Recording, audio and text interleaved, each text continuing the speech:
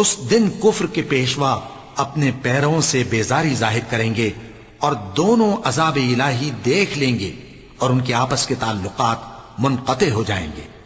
یہ حال دیکھ کر پیروی کرنے والے حسرت سے کہیں گے کہ اے کاش ہمیں پھر دنیا میں جانا نصیب ہو، تاکہ جس طرح یہ ہم سے بیزار ہو رہے ہیں اسی طرح ہم بھی ان سے بیزار ہوں۔ اس طرح اللہ ان کے اعمال حسرت بنا کر دکھائے گا اور وہ دوزخ سے نکل نہیں سکیں گے۔ لوگو، جو چیزیں زمین میں حلال طیب ہیں وہ کھاؤ، اور شیطان کے قدموں پر نہ چلو، وہ تمہارا کھلا دشمن ہے۔ وہ تو تم کو برائی اور بے حیائی ہی کے کام کرنے کو کہتا ہے، اور یہ بھی کہ اللہ کی نسبت ایسی باتیں کہو جن کا تمہیں کچھ بھی علم نہیں۔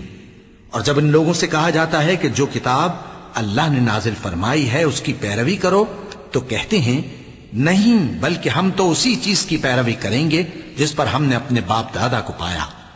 بھلا اگرچہ ان کے باپ دادا نہ کچھ سمجھتے ہوں اور نہ سیدھے رستے پر ہوں، تب بھی وہ انہی کی تقلید کیے جائیں گے۔